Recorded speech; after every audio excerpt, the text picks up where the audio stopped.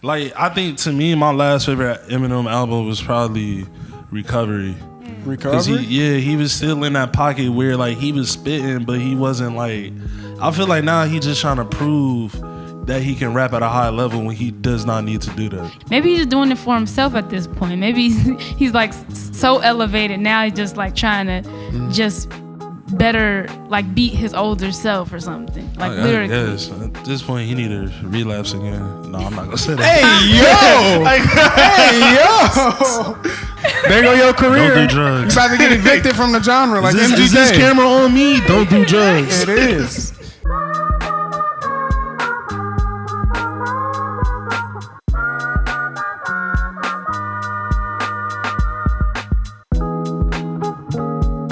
This is the Always for the Culture podcast. Woo. Presented by Elements and sponsored by the United Way.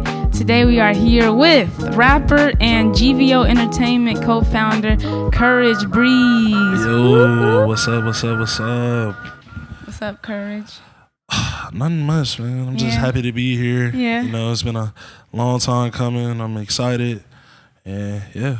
I'm happy to have you here. I'm really happy. I feel like this is going to be a really cool conversation. Definitely. Just because we've spent time conversing, and you definitely are a really cool friend of mine, so I'm happy to just have you here. Appreciate it. Thank you. I feel the same. I had to acknowledge that. Excited to have you here on the Always for the Culture podcast.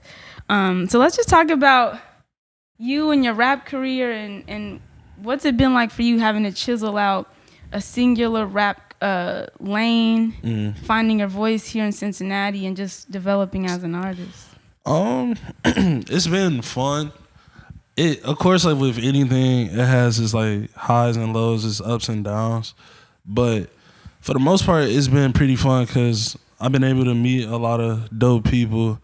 I've been able to like make a lot of good connections, and I'm just able to like share my gift with the world. So I think it's been real good for me. When did you start rapping? So I didn't start taking it seriously until about almost 4 years ago. But I used to I was in a summer camp called Upper Bound, and like during lunch we would always do like rap battles. And out of everybody there in the camp, I was like the best one. So I would do that stuff.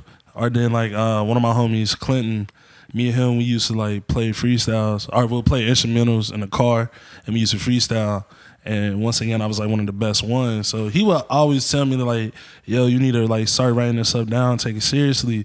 And I just kind of like play it off like, nah, like I'm not no rapper for real. Like I'm just, I'm just having fun with it. But around 2017, or no, it might have been 2018 because it was after my first semester of college.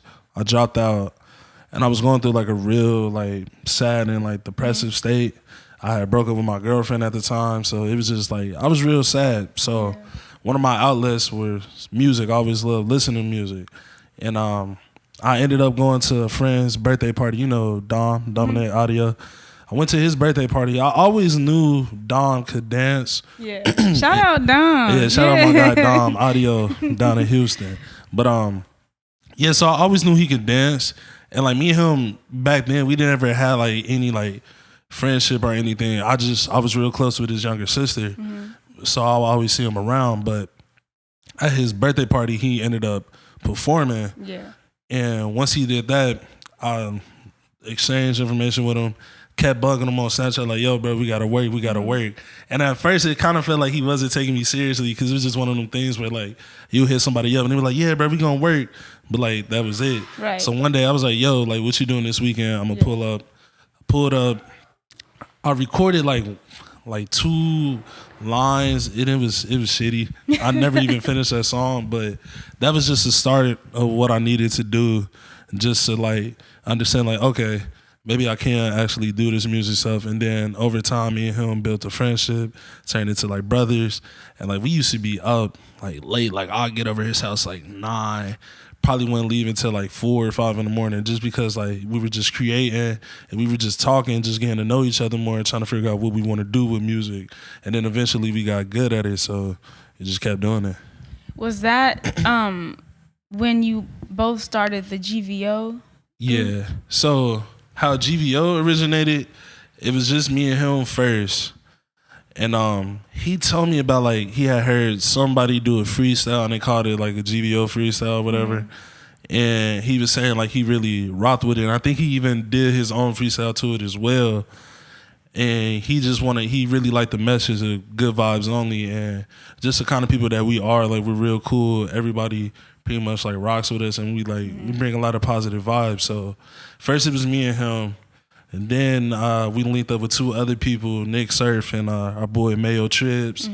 And then after Mayo and Nick joined, we had other people join, Sauce Gotti, Sonny the Juice, Knox, Northside Knox. And then the last person to join was our boy Trey Clue. So, yeah, that's pretty much how that went. And how's it been having to navigate being a part of a big group like that when you're making music? Does it ever feel like there's like this necessary competition? Not necessarily to like clown anybody, but just to force everyone to sort of like become better or make their voices, their lyricism a little bit more dynamic. What's that like?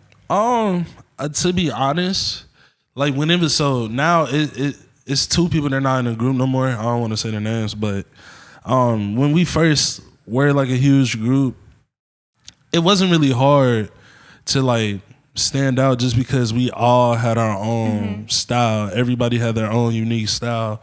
No one sounds the same. Like our voices don't even sound similar. Right.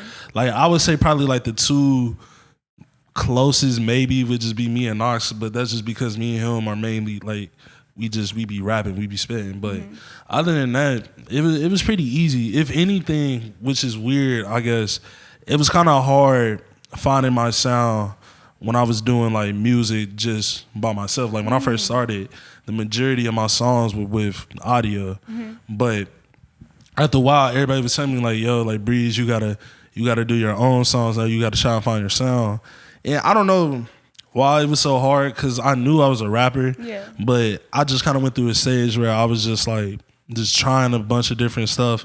And if I'm being like truthful, like 100%, I wasn't necessarily copying audio, but I was just seeing the stuff that was working for him. And I was like, all right, if it works for him, let me try it. But not fully understanding like it's working for him because that's just his lane. Right. It works best for him. That's not my lane. I can kind of do like, I call myself a jack of all trades because I can do a bunch of different styles, but he's best at what he's at and I'm best at what I'm great at. So I just stuck to rapping, and once I did that, I was able to like gain a lot more confidence, and I was able to just stand out a lot more.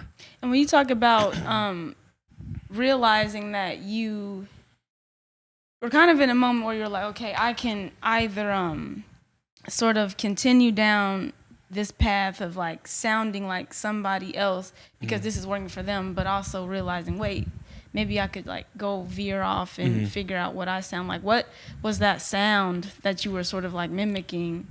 Was it like? It was kind of like I guess like, I don't want to call him like a pop artist because he's not, but that's what it was. It was more like poppy, upbeat, trying to sing, knowing damn well I can't sing. Okay, you were just trying to sing too. Yeah, so like doing stuff like that. And shout out to our manager, Chase. That's also my best friend, Chizzy Chase. He was telling me, he was like, bro, rap. Like, stop trying to do that and rap. And I'll listen to him like, yeah, bro, but like, man, you're not in this booth. You ain't making these songs with me. But nah, I definitely owe a lot to him for just kind of just waking me up and like letting me know like, bro, like you're a rapper. That's what you're good at. Stick with it. Like I said, I can do all them other styles, but when you're starting off, you want to do what you're best at. So that's what gets people's attention. Well, I'm glad you touched on that too, because that's something a lot of creative people I think should recognize when they for sure.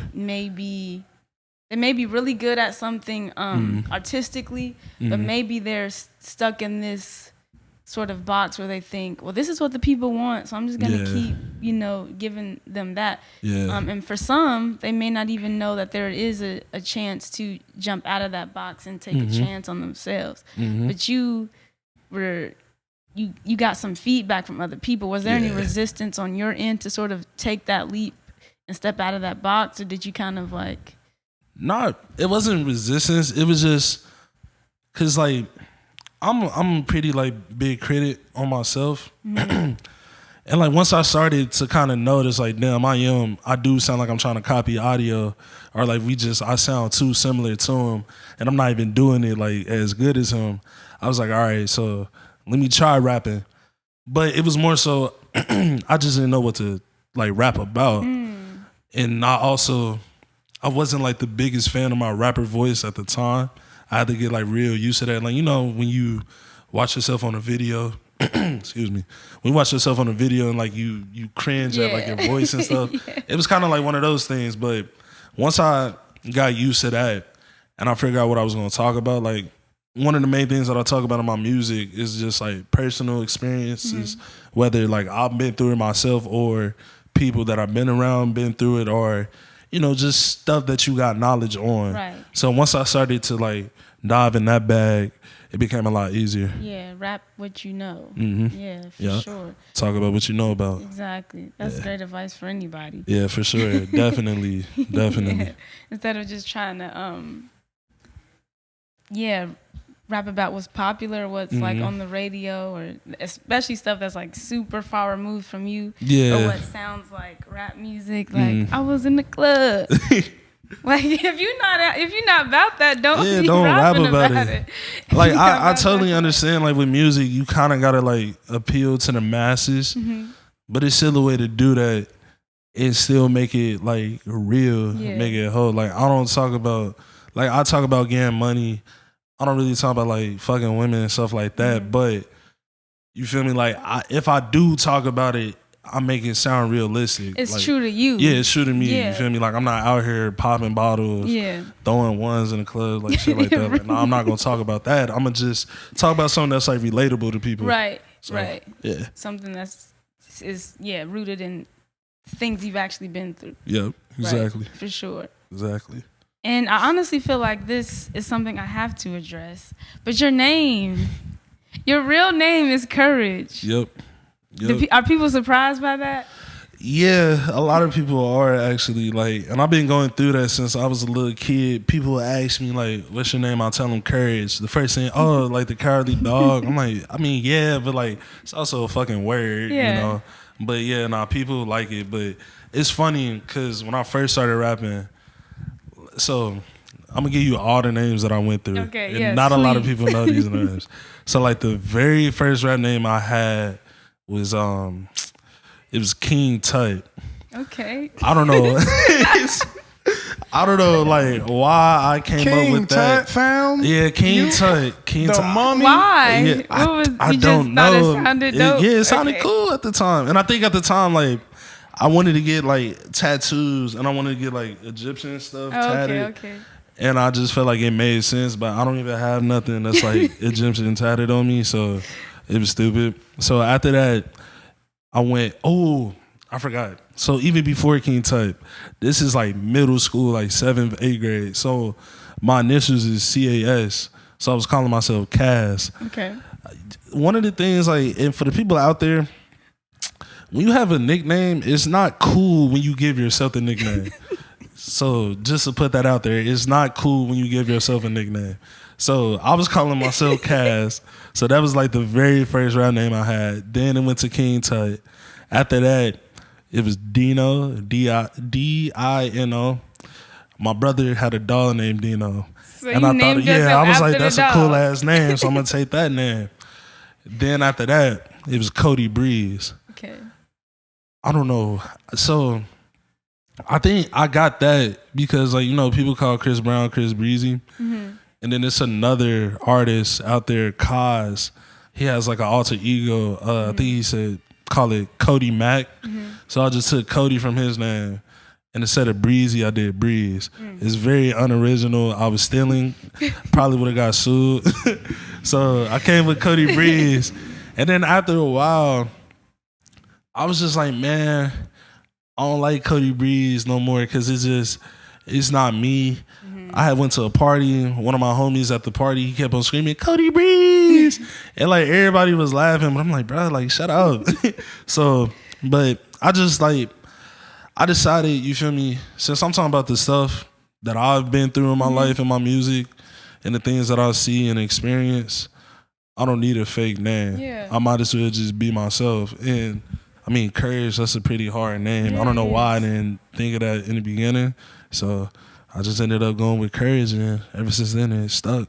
Right. And it sounds like you've had a couple of moments in your life where you've had to sort of reckon with this part of yourself that was trying to like appease like the popular opinion or just again forge your own path and just embrace what is already true to you. That's like a big part of your artist journey, it sounds like. Yeah, for sure. Because I've never been one of those people to try and like be like popular or cool or stuff like that. But you know, with music, it's already like super hard to make it. Yeah. You know, nowadays when you tell people you're an artist, you have those that like respect it, but then you also have those people that's like, oh, he just one of the another niggas that want to rap and stuff like that. They don't take you seriously until like you show them like, nah, like I'm actually like good at this and I take it seriously. So it was just kind of one of those things. Like I don't want to call it like an identity crisis, but kind of almost. Yeah. That's kind of really what it was. And that's okay if that's exactly what it was, you know, because like you said, in your natural like just life progression, you never thought of yourself as like a person who was following the crowd. But when it came to this very like delicate career move or just sort of like embarking on an artist like journey, you felt some type of like those like that pressure sort of like you know, pressing down on you to sort of like, who do you want to be in order to make it? So I can understand where you sort of felt like the crisis of who am I or how do I want to present myself and what do I want to sound like? What do I even want to call myself? Yeah, like literally all that stuff. I went through it, but I'm happy that I did go through all of that because I think without going through those stages, I wouldn't be the artist that I am today. So Absolutely. Absolutely. Well, I think that goes is a testament to your name too, like having that name and all the magic that is like is bestowed upon you with that name. Do you ever feel like you've had to live up to the idea of being courageous with that name? Because it seems like your life experiences have sort of pushed you. Definitely. And it's funny because like whenever I tell a stranger my name, almost like 9 times out of 10, they're always like, you know, you got to be brave to have that name, or you got to have courage to have that name. And like when I was a kid, I didn't understand the significance of that. I just thought it was just like just some older people shit just being corny. But once I got older and I like just gone through the stuff that I've gone through, it definitely like I definitely realized that like damn, like I do have to live up to my name. And that's with anybody, you know, like you can be a Sarah Boyd, you still got to live up to your name. Like you got to build up your own legacy and stuff like that. And like with me, I've always kind of been like the anchor of my family. Like a lot of people always come to me, even outside of my family, like my friends, stuff like that. Like I'm a very understanding person. I'm easy to talk to. I listen to people who need help. And I also I think I give like pretty decent advice. So I've always had to kind of be like strong for other people. And because of that, I used to like have a real problem with like showing emotion and stuff like that because I didn't want to be viewed as weak. Because it's like, man, I got so many people depending on me. I can't be weak. I got to be strong for them. Not even thinking about myself. I got to be strong for them. So it definitely being that encouraged, I gotta live up to that name for sure. For sure. Do you feel like now you've gotten to a place where you understand like the strength in just being vulnerable? Or expressing those emotions? Or is that something you still struggle with? I definitely understand. And I've gotten it's been a lot more easier for me to express my emotions and feelings and being a lot more vulnerable. And one of the things that helped with that is music. Like I keep saying, like I talk about just personal shit in my music. So things that I might not want to speak on like out loud or with anyone else, I just put it in my songs. Like heartbreaks, stuff like that, I put in my songs. Just my growing up shit that I've been through. Like both of my older brothers, they hood niggas, and I've seen them go to jail. Then I missed like important like basketball games for me and stuff like that as a kid. My dad was an alcoholic. He passed away my senior year of high school. That was one of the things that kind of put me in a real depressive state and stuff like that. So yeah, I understand now that it's okay to be vulnerable. It's okay to cry, because beforehand I would just bottle stuff up until it like just explode out. And even now I still kind of do that with certain stuff. Like I'm still learning. I'm not perfect. No one ever is. But yeah, just it's okay to be vulnerable. That's why I find out it's okay. It's okay to cry. Even though like you might not like it, you feel better 9 times out of 10 afterwards. So right. Yeah. How does your family feel about you like embarking on this creative journey? My mom, she loves it. She be at all my performances. That's beautiful. Lit. She down there be having more fun than me almost. Like it's funny because every time so I'm in a band too. Every time like she done been to their own performances, everybody in the band are like my friends. Like, yo, like I love your mom. Like she's just so full of light. So she love it, and plus she see me doing something positive. Like I'm not out here in the street selling drugs, getting in trouble or nothing like that. So as long as her baby doing something positive, like she's happy. Yeah. So yeah, they like it. Go mom. Yeah, shout out mom. Yeah, right. I love that. Now speaking of just the music career and being a part of something like big and positive, how important is building community for your career? Like, is that something that you realized you were doing when you were like going about forming like GVO, or did it just kind of come about naturally and then you look back and like, hey, I just formed like a whole artist community right here? I think it's real important. Like I'm sure I noticed it in the very beginning, but like I just ain't like think too deep on it. But it's definitely real important, because one of the things with music, or with like just a lot of stuff like in the entertainment business, like you in the entertainment business as well, you gotta build connections. Yeah. Like without building connections, unless you already just have like a plug into somewhere, you're not gonna really get far at all. So you gotta be able to have a team around you. You gotta be able to just have peers. And yeah, like it's super important, because without them connections, like what you doing? Like you gotta know somebody that knows somebody. Right. Without meeting certain people in this music industry, I wouldn't be able to like perform at certain places. I wouldn't even like, if I never reached out to audio, I wouldn't even be rapping probably. So yeah, it's important for sure. Right. And what would you tell young people then who are like really early on, just kind of realizing like a burgeoning interest in like a creative medium? What would you kind of like advise them to do to sort of step out and start creating that community for themselves? I would say just don't be afraid to step out your comfort zone, and don't be afraid to like speak to someone first, because nobody owes you anything. You're not anybody yet. Yeah. As far as like you're not a big star yet, so people not gonna be all up on you, want to get to know you. Just, you feel me, step out your comfort zone, introduce yourself, be confident. People love confidence. One of the things that people notice about me when I'm in, like, I always call it like my rapper mode, because there's a difference between like regular courage and rapper courage. Like regular courage, I'm more quiet, shy. I just be chilling.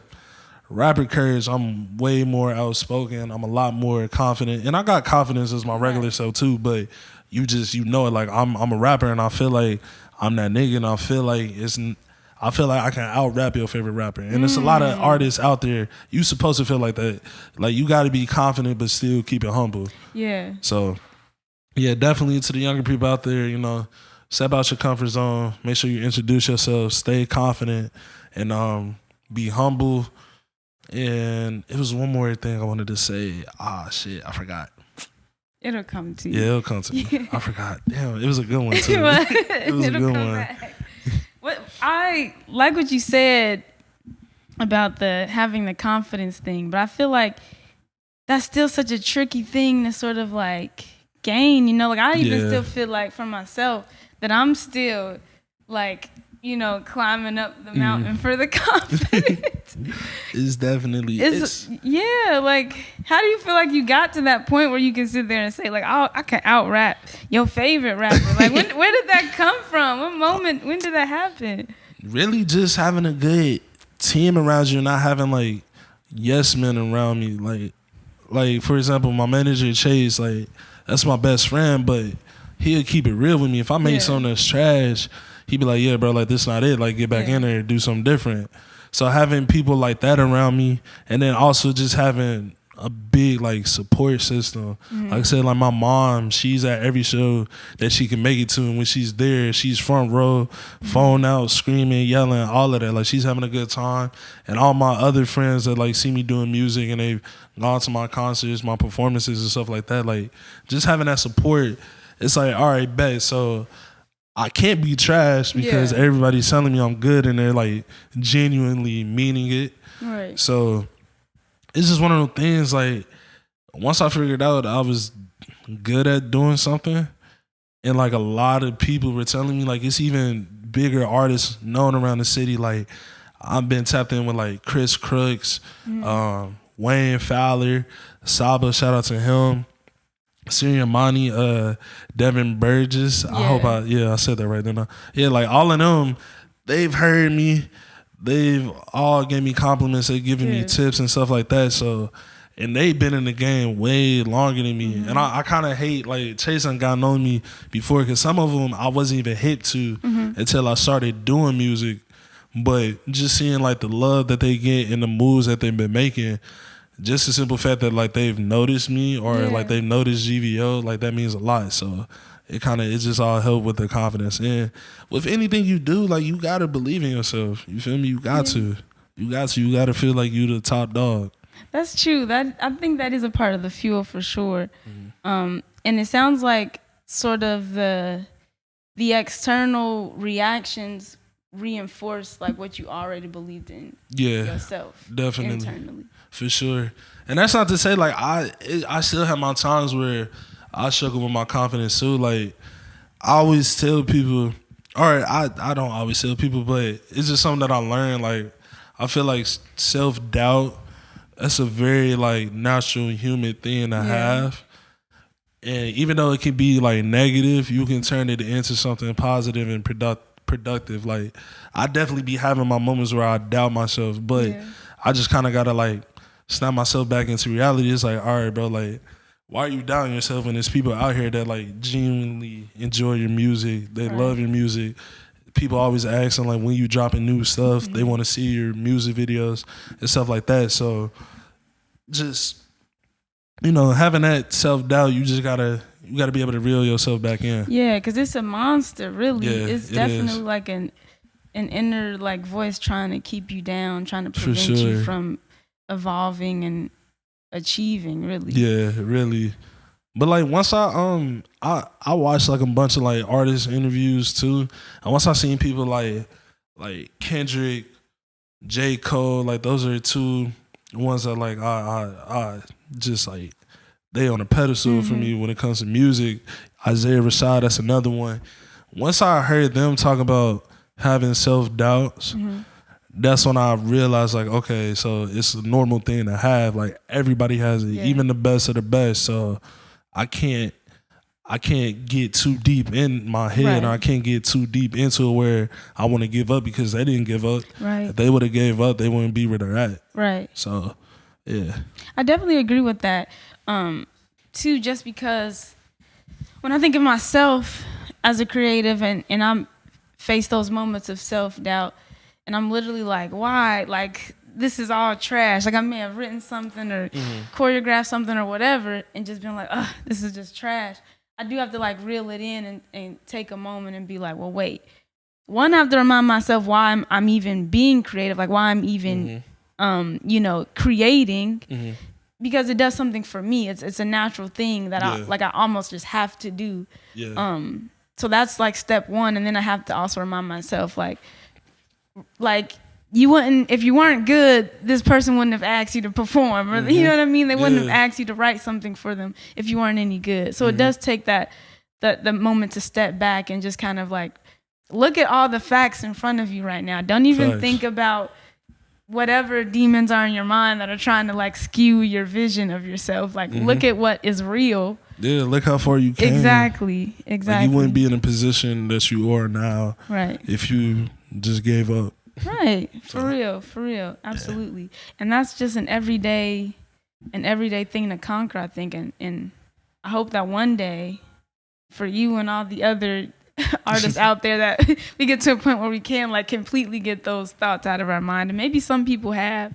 Yeah. But yeah, it is like an everyday struggle. For sure. To be honest though, I don't think, and this might sound crazy, but I don't think I ever want to just get rid of the self-doubt completely. Just because like I said, like you can turn that negative into something positive. So like I use it as motivation. It's like, all right, if I'm doubting myself, why am I? Maybe I just need to do something a little bit better. Yeah. So let me get better at that. Now that I'm better, all right, I just got a new problem to worry about, but that's cool. Like I elevated, I'm in a different spot than I was before. So I don't think I want to ever like completely get rid of it. I just want to, if anything, maybe just, it might not be like so like severe, I guess, and not like so just like, so you're taking it as like the seed to grow, really. Yeah, I get that. For sure. That's a great way to look at it too. Definitely, like, because you always have like that internal critic, but maybe like quieting the voice, like turning the volume down a little bit. Yeah, exactly. Because we're always gonna be like our biggest critics, no matter what. Like you can be, it's people out there that like to other folks, the outside looking in, they seem perfect, like they got everything. You feel me? Like they doing the damn thing, but to that person, they constantly in their mind like, all right, it's something, I got to do something better. I want more. I need more. I don't want to be complacent. So, yeah.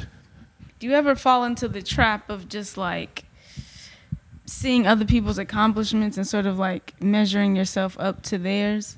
He never falls into traps. He's too clever. Shout out to you, man. If I'm being honest, like sometimes, yeah. And it's only because like, I think one of my biggest frustrations really is just like, I don't think I'm better than anyone by far. Like we're all dope artists, stuff like that. But it be them times where like you would just see someone get an opportunity and you're like, damn, like I wish I would have had that opportunity. Yeah. Or like it be like things where like bigger artists, they make it big, but you can tell they're not even taking the music shit seriously. Like they just in it for the money and for like the gimmicks and stuff like that. So like shit like that irritates me because like music is everything to me. Like this is everything to me. Like I want to be an artist. I want to be big because at times like I feel like I don't have nothing else. Even though like you always want to have a plan B, but you gotta have a mindset that there is no plan B. Like that's the only way you're gonna be able to like really achieve what you want. Like J. Cole said that before in an interview or maybe even in a song. I think probably both, but a lot of artists say that in songs like ain't no plan B because why would I have a plan B if this is what I want to do? I know this is what I want to do. I'm gonna put the work in for it. So yeah. So I definitely like, and I think it's normal for people to just have those moments where it's like you compare yourself to other people. Like it's human nature. It's natural.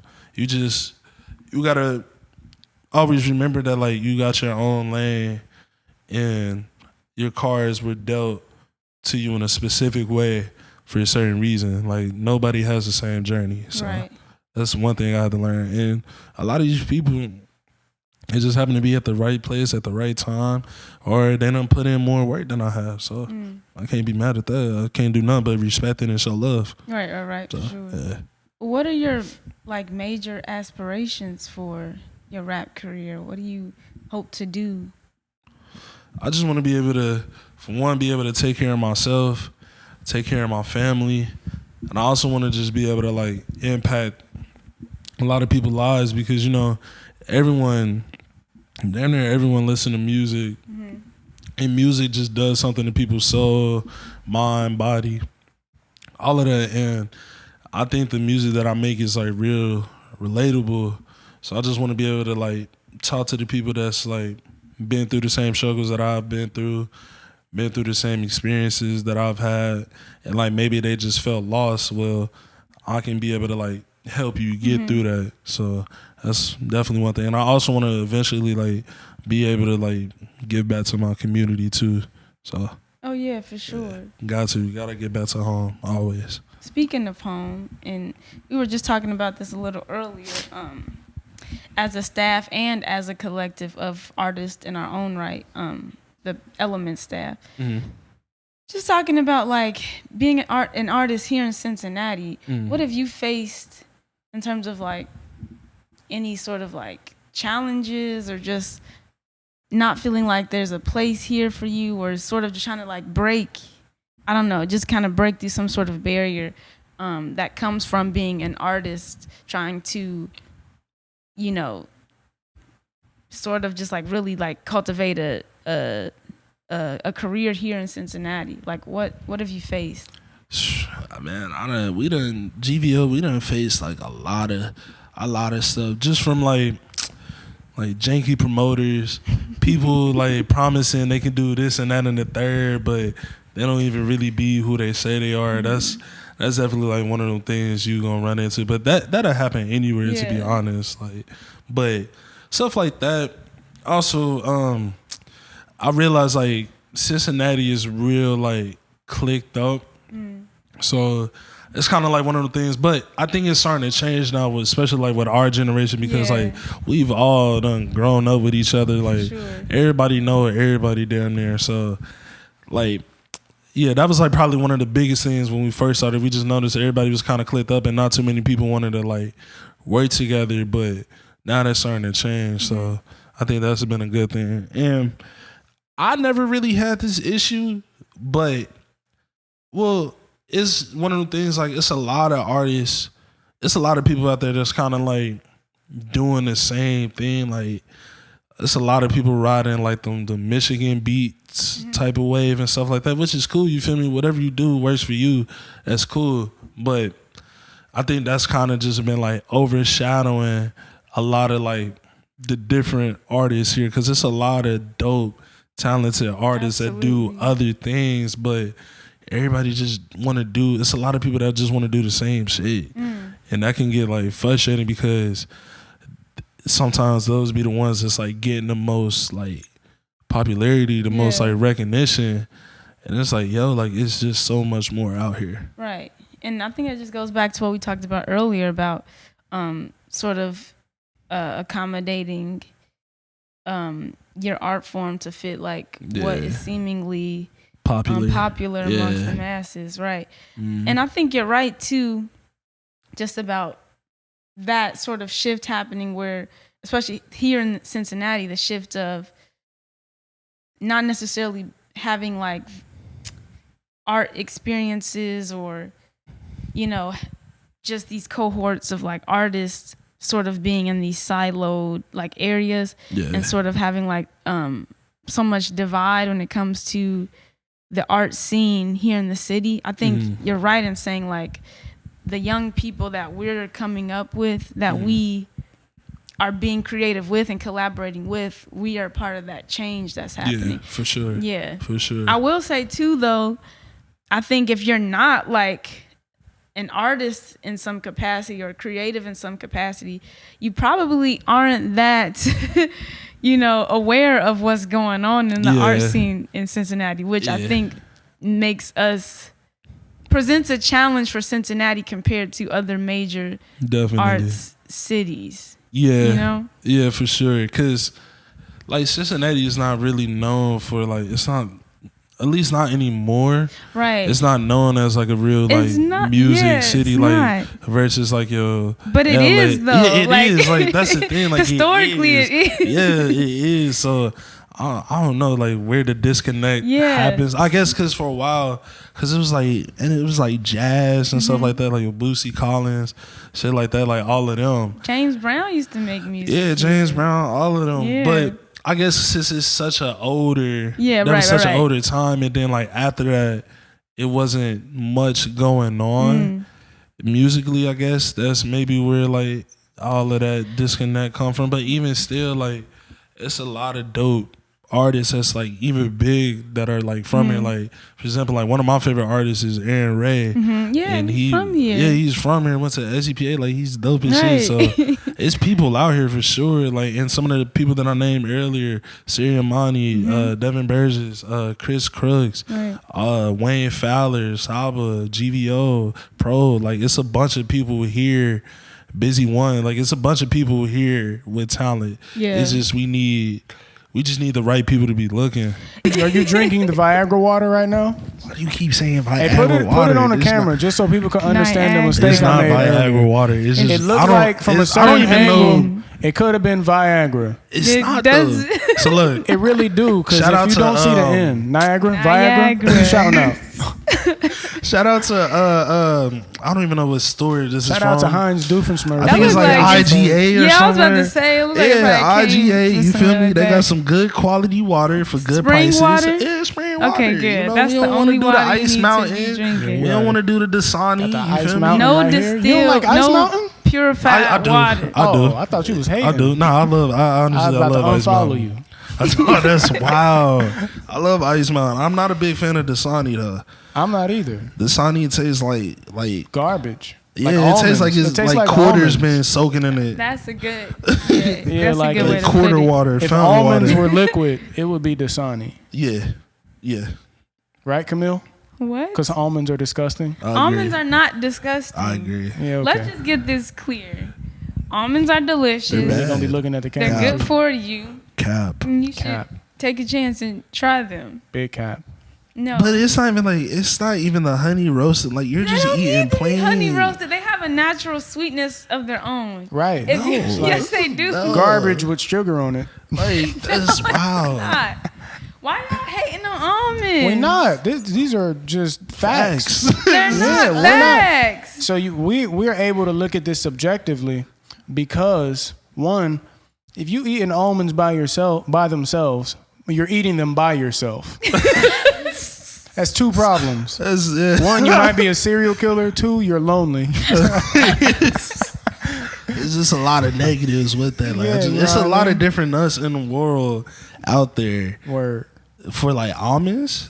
You Why got not walnuts, almonds? Why peanuts. not almonds? We though? just Why said why. not? Because there's so many better options. So They probably many. are the most popular. You know what you reminded Nut- me of right now? like, First off, we got peanuts, type. we got cashews, Pistachios. and then But who was the pistachios. first to have like a nut milk? Almonds. I'm not gonna lie. First I'm off, not even gonna lie. almond though. milk ain't nasty. Yeah, I'm aware. almond milk Well, is then low why y'all key hating fire. on But I'm not gonna almonds lie. Just themselves- raw almonds. Almonds are not the best No. option. Yes, Dave they Chappelle are. has Roasted a joke where he almonds. said he was going to get the vaccine and he asked for the third best option, basically, because he got the Johnson & Johnson vaccine. Almonds are the Johnson That's the worst Johnson one. No, vaccine they're not. of No, the they're nut not. family, bro. I'm just It's saying that. for You right probably there. just have had a bad experience with I almonds, haven't. so now you're like eating scarred. one. Just eating one. That I was pretty got bad. almond PTSD now. That's what we That's what doing. it sounds like, because you coming for almonds pretty strong right now. So do you like? So when you get a Hershey bar, you get the Hershey bar with the I don't almonds. be eating She candy takes the bars. almonds out and throws the Hershey bar away. If anything, you know when Snickers had like the almond Snickers? I don't. I was like a minute ago. They did when that I for did me. Yeah, I do know, but I ain't never I got like one. those. Am I tripping? I'm Almond pretty Joy sure is they trash did. too. That's nasty. I don't really eat but I don't really eat candy bars. I don't eat candy like that. But Yeah, you I don't eat- think I've never seen you eat candy. Yeah. I thought you was about to say, I just never seen you eat. But nah, I think like the most like junk food ever was probably like popcorn. Oh yeah, because Yeah. I thought yeah, that's yeah. it. Yeah. I would like I to like take this moment to popcorn. acknowledge the fact that when you were little, you ate a stick of butter. Oh, he put your business out Right. there. But for some strange reason, though you trust those taste buds more than ours. I'm not gonna lie, the stick of butter that is wild. But look I though, know. that's probably why she eating the almonds. You feel me? Because she gotta get I that tried butter to out change of my there. life. can still taste I the used butter? to eat spoonfuls of sugar. Like See? I would just, you know, when you just when you Right. going- Why? I would, you know, you just be in the house You're not about to. and You I would never just had be like like a- Not about going to back and forth to generalize get that. some like sugar, No. just because I liked it. I would just, yeah. No. You Negative. ain't never had like no cavities growing up? I had cavities, but not like terrible cavities. Now you no. got veneers. Not on veneers. I just think thank the Lord, my life just shifted. That's good. I was just like, you know what? I ain't living right. I'm not living right. I'm not doing right by my body right I think like the most craziest thing I used to do as a kid, like my mom, she used to make like some homemade cakes. She would have like the frosting like in the can frosting. That's wild. But used to eat that. yeah, I used to just like get a spoon, eat that from time to time. That's but I got in not trouble. crazy. I used to though. do that. That's not I mean, crazy. that's kind of wild. That's basically eating sugar. Eating sugar. Yeah. But it's not actual I'm just trying to let her know sugar she's form. not alone. I didn't do the butter though. That's still kind of wild. She was eating. You had like 1 million individual sugar grains. Yeah, I did. That's what she did. I did. You didn't do that, bro. I definitely Put it on a did. spoon and was like, yeah, this And is you where know it's when at. you like it though, you just don't realize how far you've gone, like down the rabbit it sound like hole. you got a It was like addiction. that. It It's was a like I problem. tasted, and it was like I Addiction. tasted butter for the first time. Or something. That's just I the just butter realized, is dang, wild. this is good by itself. And I was just like taking little like pieces. Dang, this is good by itself. But you And know, by there the be end of the people out there day- eating like cornmeal, spoonfuls of cornmeal. Yeah, people are doing that. That's wild. See, if you you if Or it was corn an starch, addiction, my fault. Corn starch. if it was an addiction, sugar would be the gateway drug, and Yeah. then cornstarch would be like the hard drug. My mom told me when she was pregnant, one of her pregnancy cravings was like like the powder What type? laundry detergent. It was like a very specific brand of laundry detergent. She didn't eat it. I was Oh, gonna yeah, say, I was where gonna is say, this no, going? No, let's get that Where because is she this didn't eat going? Where you it. But going she with had this? such like a strong To smell like it. craving for it. She had So to she smell just it? would smell it. She would just be like sniffing it, just getting the aroma. Like that was as close as she could That's get to. crazy. As a fulfilling child, I used to love the smell of like dollar bills or just Did like you? money. Yeah, I Dollar don't know bills? why. That's crazy. Back just then, love you it. had money on your mind. You feel me? At you know all what I'm saying? times. I just That's needed the crazy. whiff of it just to know I was gonna get it. I need to smell That's it. funny. Thank you, Courage, for joining us on the podcast. We appreciate yeah, for sure. you. Appreciate y'all for having me. Of This course. was fun. Thanks. I definitely would love to be on here again sometime in the future. Oh yeah, for sure. This is really fun. This is a great interview. definitely. And that is a wrap. That's a wrap. Always for the Culture podcast. We out. On We God and out. them. You got to do something better than just throw the paper.